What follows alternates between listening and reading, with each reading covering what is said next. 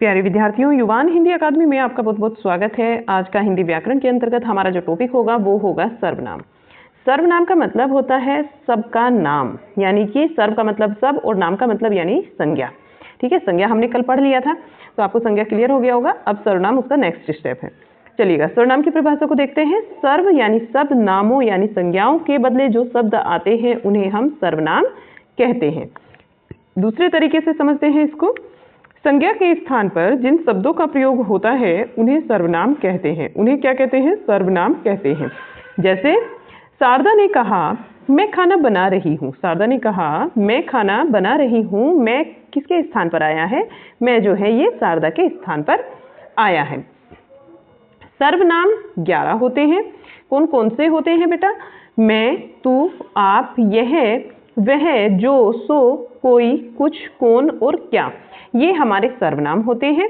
इनकी संख्या 11 होती है और यहाँ क्वेश्चन बनता है, आप स्टार लगाइएगा इस पर, इंपॉर्टेंट है।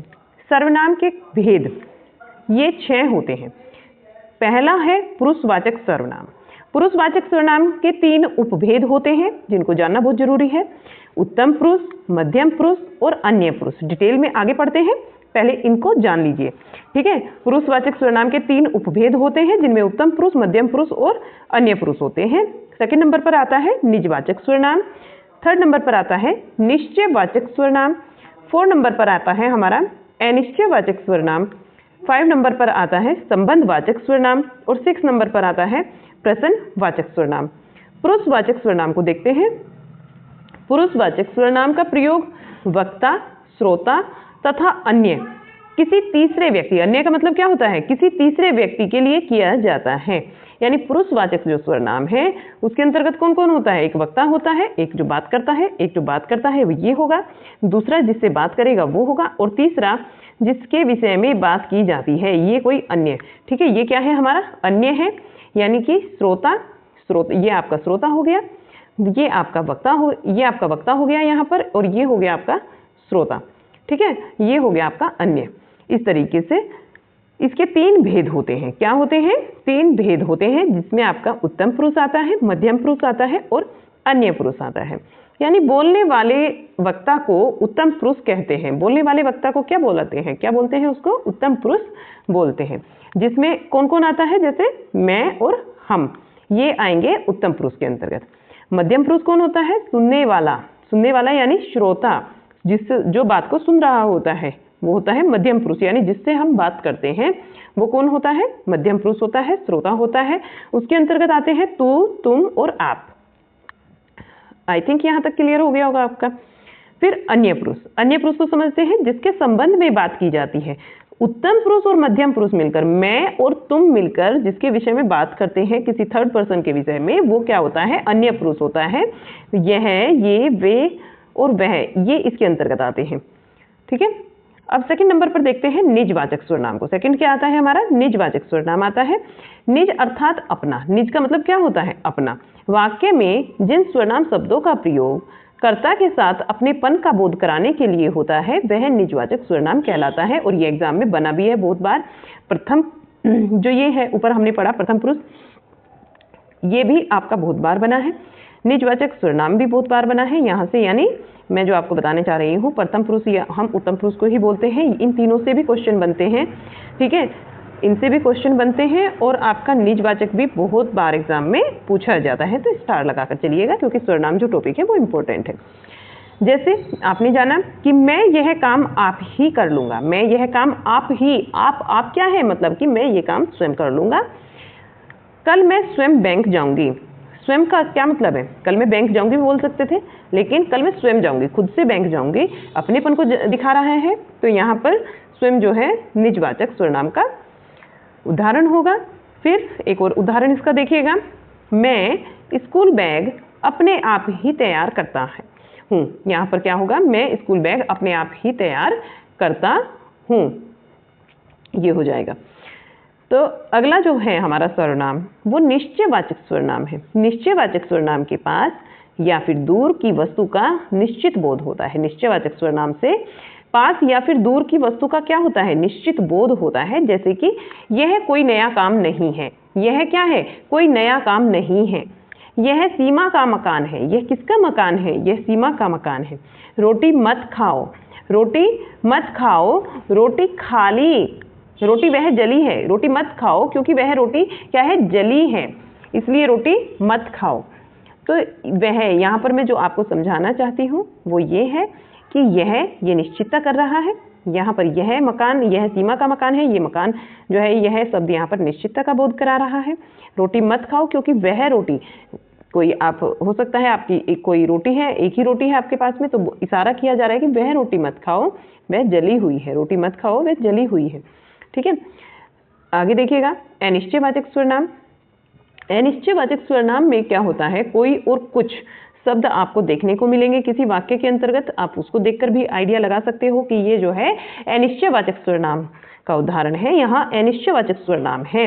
पीजीटी 2013 में यहाँ से क्वेश्चन भी बना हुआ है अनिश्चयवाचक स्वरनाम से।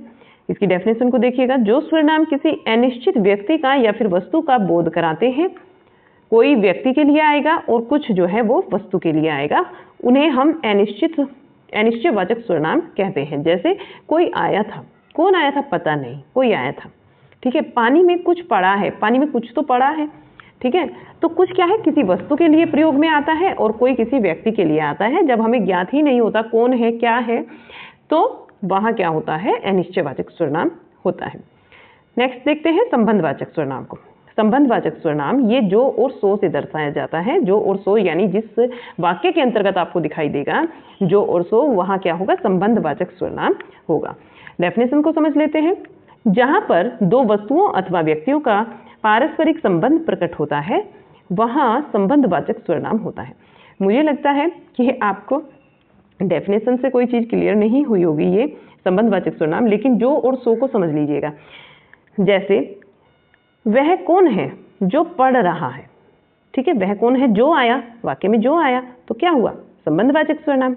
वह जो ना करे सो थोड़ा, वह जो ना करे सो थोड़ा, जो भी आया और सो भी आया क्या है? संबंधवाचक स्वरनाम है।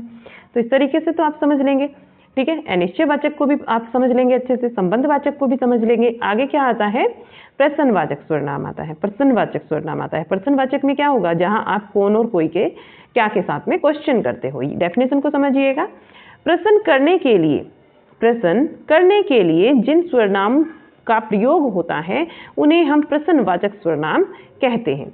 यानी प्रश्न करने के लिए, प्रश्न जब आप किसी से पूछते हो, वहां पर आप जिन स्वरनाम शब्दों का प्रयोग करते हो वहां पर आपका स्वरनाम बता दिया जाता है कि प्रश्नवाचक स्वरनाम है। जैसे एग्जाम्पल में समझिएगा, कौन आता है? कौन आता है? कौन क्या है? यहाँ पर कौन, ये प्रश्न किया गया आपसे, प्रश्नवाचक स्वरनाम है। मोहन क्या लाया? कौन और क्या। ठीक है, क्या लाया, तो इसका जो आंसर क्वेश्चन किया जा रहा है आपसे, इसीलिए ये क्या है? प्रश्न करते हैं, प्रश्नवाचक स्वरनाम है। यहाँ आपने देखा हमारा स्वरनाम आज कंप्लीट हो गया। फिर से आपको मोटा मोटा बता देती हूँ। अगर प्रश्नवाचक स्वरनाम की बात करते हैं तो आपको कौन और क्या याद रखना है, जहाँ आपसे इन दोनों को लेकर प्रश्न किया जाता है। संबंधवाचक स्वरनाम की बात करते हैं तो जो और सो को याद रखना है। जहाँ वाक्य में आपको जो और सो देखने को मिल जाए तो समझ लेना कि वहाँ पर क्या है? संबंधवाचक स्वरनाम है। बात करते हैं अनिश्चयवाचक स्वरनाम की। अनिश्चयवाचक स्वरनाम में कोई और कुछ आपको देखने को मिल जाएगा एग्जाम्पल में। ठीक है, वहां भी आप समझ लेंगे कि यहाँ पर अनिश्चयवाचक स्वरनाम है। निश्चयवाचक स्वरनाम की अगर बात करें तो निश्चयवाचक स्वरनाम के अंतर्गत निश्चितता का बोध कराने के लिए यह और वह शब्द आपको दिखाई देंगे, तो वहां आपका निश्चयवाचक स्वरनाम होगा। क्या होगा वहां पर? निश्चयवाचक स्वरनाम होगा।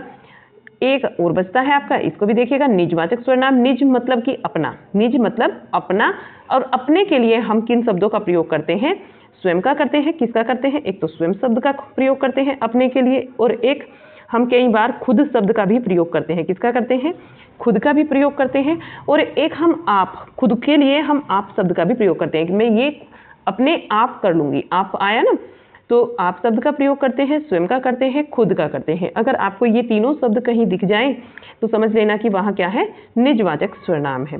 फिर हमने निजवाचक समझ लिया। अब हम समझ लेते हैं पुरुषवाचक को। पुरुषवाचक को भी हम उत्तम पुरुष, मध्यम पुरुष और अन्य पुरुष, यानी कि जिससे हम बात करते हैं वो होता है आपका मध्यम पुरुष और जो बात करता है, यानी कि मैं बोल रही हूँ, तो मैं क्या हूँ यहाँ पर? उत्तम पुरुष।